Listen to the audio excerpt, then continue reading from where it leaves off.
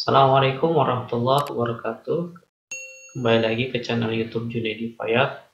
Kali ini saya akan mencoba menjelaskan pembelajaran 5 subtema 1 dari tema 4. Pembelajaran 5 atau materi yang akan saya sampaikan ini adalah saya peruntukkan untuk kelas 5 SD dengan kurikulum 2013.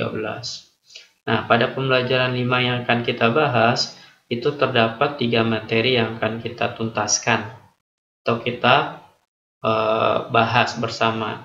Yang pertama adalah lagu bertangga nada mayor dan minor. Yang kedua adalah manfaat menjaga kesehatan. Dan yang ketiga adalah jenis pantun menurut isinya. Nah, ketiga materi tersebut akan kita bahas satu persatu sesuai dengan muatan pelajaran masing-masingnya. Oleh karena itu, sebelum saya membahasnya, untuk kamu yang pertama kali bergabung dalam channel YouTube Junaidi ini, jangan lupa klik tombol subscribe yang ada di pojok kanan bawah. Karena mengklik tombol subscribe itu gratis, tidak bayar.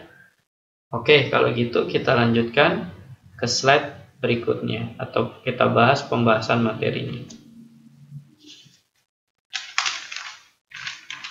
Yang pertama adalah, materi yang pertama kita bahas adalah menyanyikan lagu bertangga nada mayor dan minor. Nah, materi ini adalah materi yang berada pada muatan pelajaran SBDP dengan kompetensi dasar 3.2 dan 4.2, di mana tangga nada mayor dan tangga nada minor sebenarnya sudah pernah kita bahas di materi-materi sebelumnya. Nah, kita bahas ya. Ciri lagu bertangga nada mayor antara lain bersemangat dan riang gembira. Ingat, dalam ciri-ciri lagu bertangga nada mayor dan minor itu kita sempat sudah bahas ada 4 perbedaannya. Ada 4 cirinya. Di sini saya akan membahas hanya bagian satu saja dari 4 ciri khas tersebut, yaitu bernada semangat riang gembira. Jadi cuma satu ciri yang akan saya bahas, yaitu bersemangat dan riang gembira. Sedangkan lagu minor itu dilakukan dengan kurang bersemangat dan bersifat sedih. Jadi ada perbedaan antara tangga nada mayor dan tangga nada lagu minor. Nah, di sini sudah tertera ya lagu bertangga nada mayor yang seperti kamu sudah lihat di layar monitor, di HP kamu atau di laptop kamu. Burung Kakatua. Nama lagunya atau judul lagunya adalah Burung Kakatua. Yang sebenarnya lagu tersebut sudah pernah kita dengar nih, atau sudah pernah kita nyanyikan baik di sekolah maupun di rumah.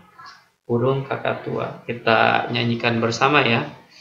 Hitungan 3, saya mulai. 3, 2, 1.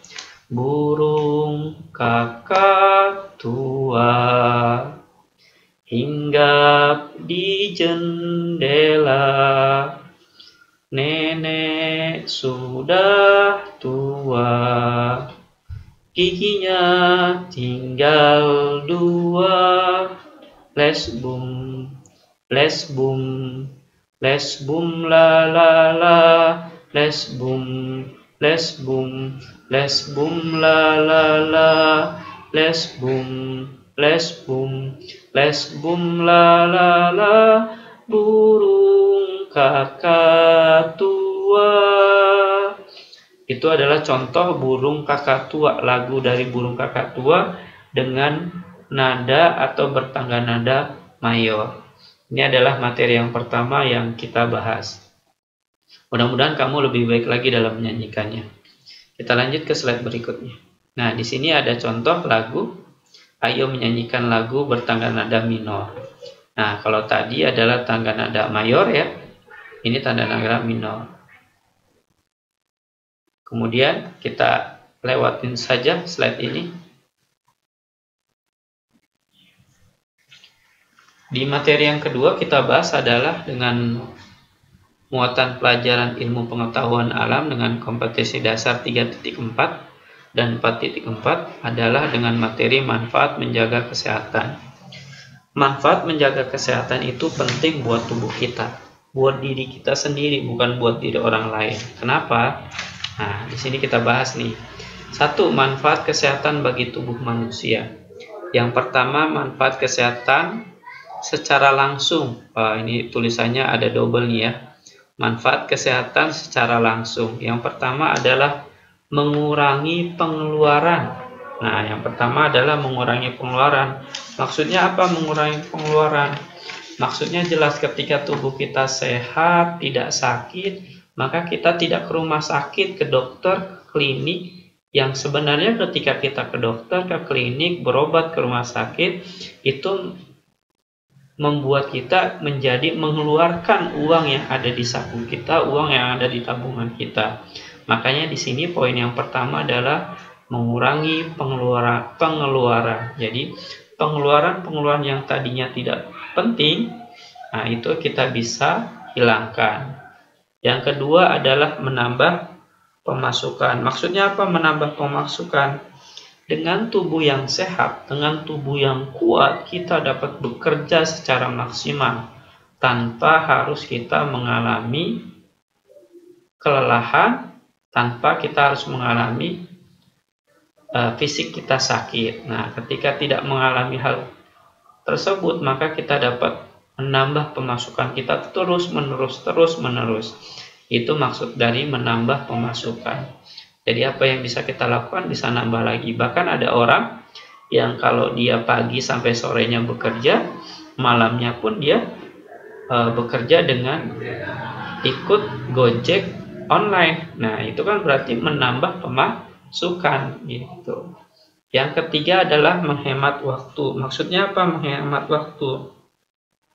Kalau kita sedang dalam posisi tubuh kita sakit, dalam melaksanakan tugas, mengerjakan tugas, pasti dalam mengerjakannya membutuhkan waktu yang lama. Beda halnya dengan tubuh yang kita yang sehat.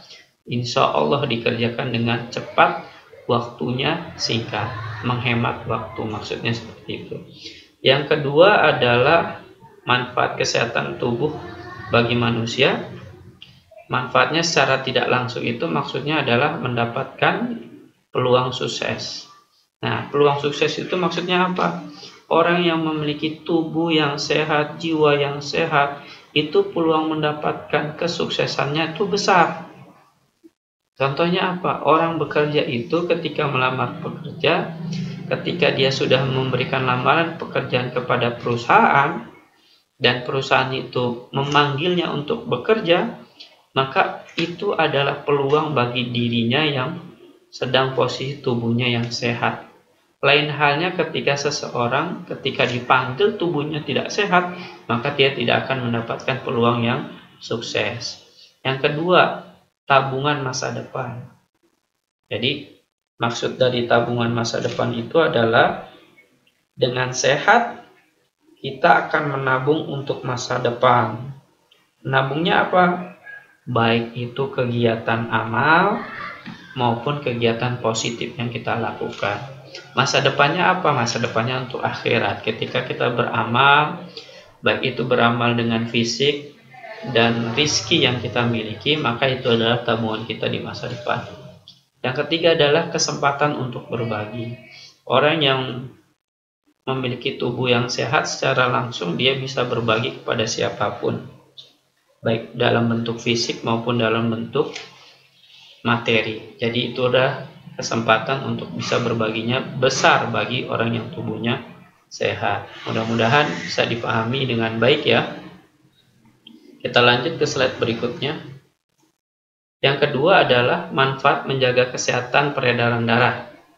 Kalau tadi kan manfaat tubuh kita, tubuh yang sehat buat manusia.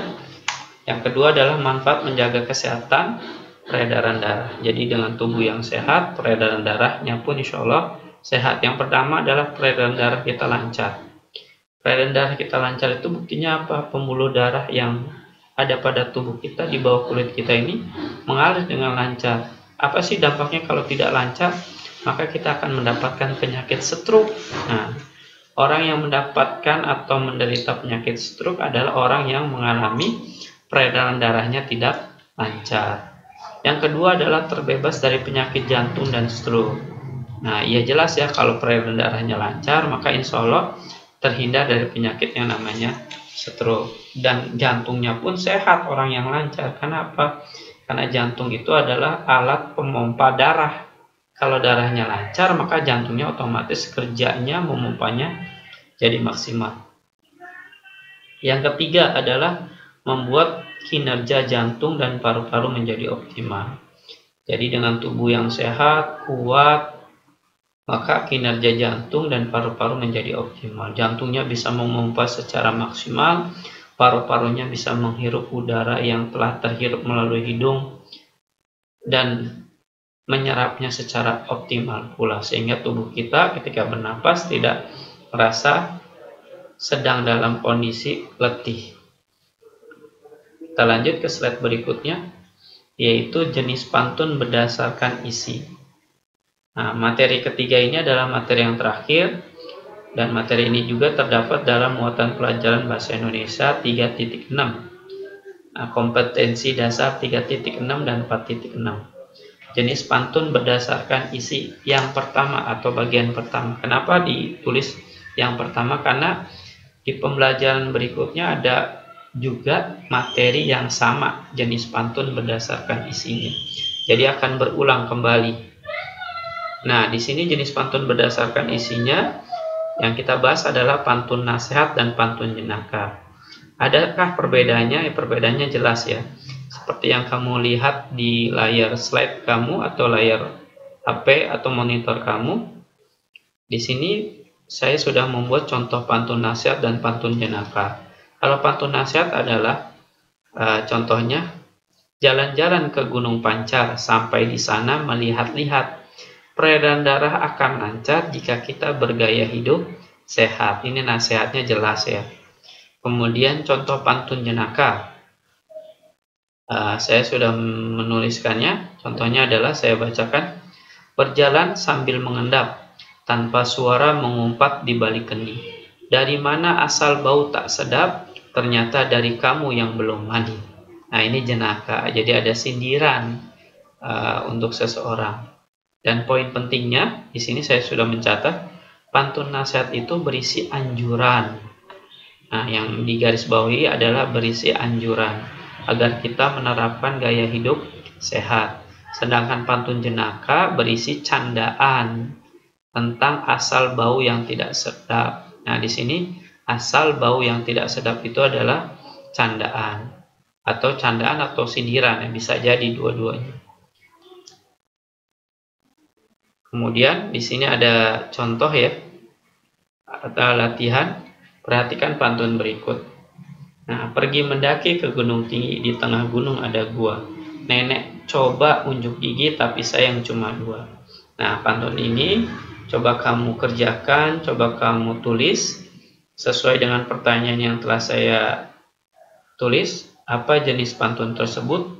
Jenaka atau nasihat? Sebutkan ciri-ciri pantun tersebut, kamu tuliskan ciri-cirinya. Kemudian apa isi atau makna pantun tersebut.